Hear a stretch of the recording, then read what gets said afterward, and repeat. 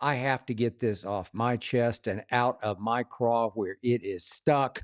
First up, I have to talk about LeBron James and Gilbert Arenas and me. What? Okay. So I will admit I haven't watched Gilbert's show, Gil's Arena, but I'm told it's very popular. And I definitely have seen clips from the show, especially clips in which Gilbert is criticizing me for my criticism of LeBron and also criticizing me for the way I do my job. So instead of just firing back at Gilbert from a distance, I tried hard to get Gilbert to come on this show and discuss all of the above, all of these issues with me on this show. Now, I don't know Gilbert, but I went through 3 contacts I have. And I do know for a fact Gilbert got the request from me, but I never heard back from him. I even made it clear I was willing to appear on his show if that's what he wanted. Nothing back. So here I go. After LeBron passed 50,000 points, I posted a video applauding LeBron for his astonishing longevity. Gilbert responded on his show by saying, if I just opened my eyes, I would have seen LeBron's greatness from day one. Now, I also saw a clip of Gilbert saying, if I dared to criticize Michael Jordan back in the day, I would have lost my job. Huh? And in the same clip, Gilbert said, I was one of those writers who didn't really love basketball, but just wrote and talked about the NBA to make money. Huh? I'm sorry, I am not going to sit still for any of that utterly uninformed slander. You know, I guess in this digital universe we all live in now, this lawless, wild, wild west known as the internet, that any commentator can get away with saying any old thing, any old day, but this commentator will call you on it. I'm going to hold you accountable if nobody else will. And that means you, Gilbert Arenas. You did play basketball, pro basketball. But I'm not sure you know or understand pro basketball the way I do. I'll demonstrate. I started covering the NBA out here in Los Angeles for the LA Times back in 1977. I wrote about the Lakers because I badly wanted to write about the Lakers, not because I had to. Gilbert, you can ask anybody I've ever worked with for many, many, many years. I am obsessed with the NBA. I love basketball even more than I love football, and I'm better known for knowing and covering and commentating on the NFL. But in the sports media, Gilbert, you'd be hard-pressed to find anyone who has watched as much live basketball on TV as I have in my life. Heck, you might have a hard time finding anyone anywhere who has watched more live basketball on TV than I have in my life. I mean, I'll give you this. Coaches and execs watch way more tape than I do. I don't watch tape. But there's no way they watch as much live televised NBA basketball as I do, night after night after night after night. Ask my wife. And Gilbert, you're going to have to trust me on this one. Back in my days writing columns for the Chicago Tribune, my sports editor would have loved it if I had criticized Michael Jeffrey Jordan, because my sports editor welcomed against the grain commentary, especially against any Chicago icon. I wouldn't have gotten fired for criticizing Jordan. I might have gotten a raise. Seriously. Now, I did criticize Phil Jackson and especially Jerry Krause, but Michael Jordan? Hey, I just say what I see. I write what I saw, and I had never, ever seen anything like that man on a basketball court. I saw nothing but greatest ever. I saw 6-0 in the NBA Finals with 6 MVPs. I saw the mentally toughest competitor ever, the coldest-blooded basketball assassin ever. I saw the greatest clutch player ever in any sport ever. I mean, what was there to criticize, Gil? Michael definitely had his issues off the court, but none of that affected how he played, how he won, how he dominated physically and psychologically. I've been doing this for a long time, and I have never seen anything in any sport like Michael Jeffrey Jordan. Criticize him for what?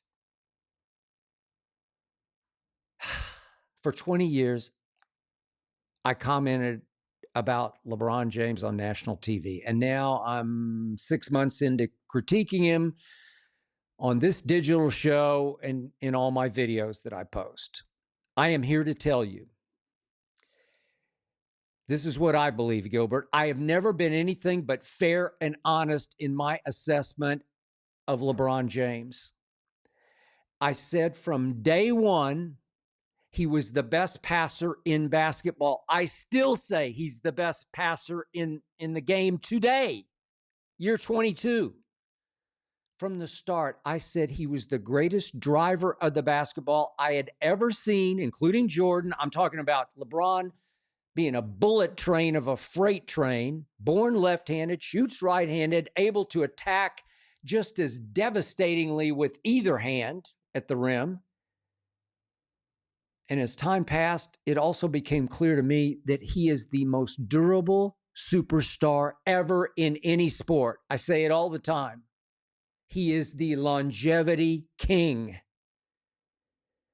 Yet, I do watch every LeBron game very closely. I've watched LeBron games very closely for 22 years straight.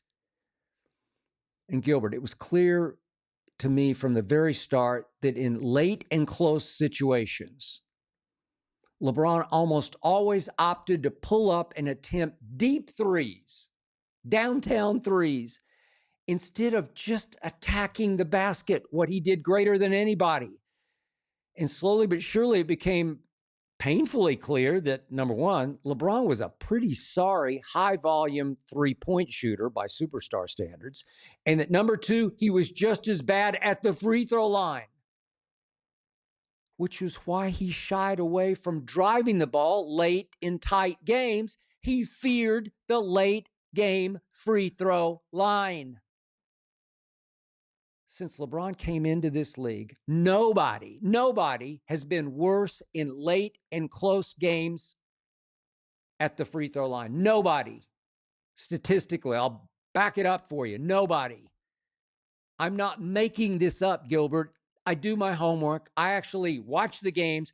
I actually love watching the games. I'm addicted. I don't know if you remember this, Gil, but in the 2009 playoffs, I'm watching closely, LeBron's Cavs blew a 2-1 games lead, 2-1 up. That was against the Celtics by losing games 4, 5, and 6. And would you believe LeBron's owner, Dan Gilbert, soon accused him of quitting in that series? Can you imagine Jordan ever being accused of quitting, especially by an owner? It was also reported that LeBron had to be sedated before games 4, 5, and 6 that year because of an issue in the locker room with a teammate. Can you imagine Jordan ever needing to be sedated because he was having a problem with a teammate? Now, maybe that teammate would need to be sedated, or he'd need smelling salts, or he'd need a new team. But not Jordan, not that way. What? Then came that first finals with the Heat. Did you watch that, Gilbert? I don't know. Maybe you were on vacation by then because you were still playing. The chosen one, as he proclaimed himself, became the frozen one in games 4, 5, and 6 as the Heat blew a 2-1 lead. LeBron couldn't shoot. He averaged 5 turnovers a game for those 3. Not exactly Jordan-esque. Tell me I'm wrong, Gilbert. If Ray Allen hadn't hit the greatest clutch shot I have ever seen, LeBron would be 3-7 in the finals. 3-7. Do you remember how LeBron unraveled in the last 3 minutes of that Game 6 in Miami? I was there. I'm watching closely.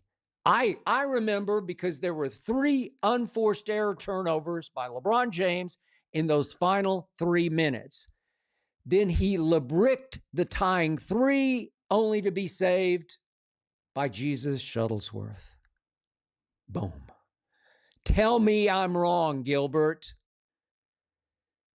If Kyrie Irving hadn't hit that shot in Game 7 at Oracle, LeBron well might be 2-8 in the finals. Tell me I'm wrong. And don't get me started on that Mickey Mouse championship that LeBron and company won in the bubble. But hey, I don't want to waste any more of your time. So let's just fast forward to the 2023 conference finals. LeBron's Lakers were right there, entering 4 straight fourth quarters against the soon-to-be championship Nuggets. And in those fourth quarters combined, those 4 fourth quarters combined, LeBron James, I'm not making this up, not exaggerating, shot 7 of 23 and 1 of 10 from 3. The Lakers lost all 4 games, including the closeout Game 4 out here in LA, when in the final seconds, LeBron had 2 shots to tie and failed to get either shot up to the rim. Either one didn't hit the rim. Then last year in the first round of the playoffs, surely you were watching these games, Gilbert. Lakers at Denver. Here we win again. Game 1. And LeBron pouted and mostly refused to shoot in the fourth quarter of a very winnable game. I don't know, presumably because he'd taken so much criticism for his fourth quarter performances or lack thereof against Denver in the previous playoffs. I don't know what was going on, but it wasn't exactly goatish. Then in Game 2 last year at Denver, in the final seconds, LeBron bleeping James wound up with a wide open 3 to tie, a virtual free throw from the 3-point line, and he missed it. Jordan makes that shot. Kobe makes that shot. Heck, you make that shot, Gilbert. Please tell me you saw that. Now, when LeBron was great against the Baby Thunder back in the 2012 finals, I raved about it. And when he was the greatest he's ever been in games 1, 2, and 3, without Kevin Love, without Kyrie, that was in the 2015 finals, I stood and applauded LeBron bleeping James. But yes, with Game 4 that year in his house, with a chance to step on the Warriors' throats, LeBron was awful in that Game 4. He made only 5 of 10 free throws. Tell me you were watching. And here we win again. LeBron's team lost Games 4, 5, and 6 as Andre Iguodala was the MVP. Please tell me you were watching that Game 4, Gilbert. I don't know. I know you got a lot going on. Maybe it just slipped your mind. But whatever. I would still love to share the air with you and go back and forth on all of the above. You can have all the time you need to make whatever case you want to make all your points just as I made all mine, and then I'll respond. I just like the ring of it. Let's do it. How about next week? I'm still waiting to hear back from you, Gil. And I must admit, I'm starting to wonder if you're as afraid of debating me about LeBron as he is of shooting late and close game free throws? Let me know, man.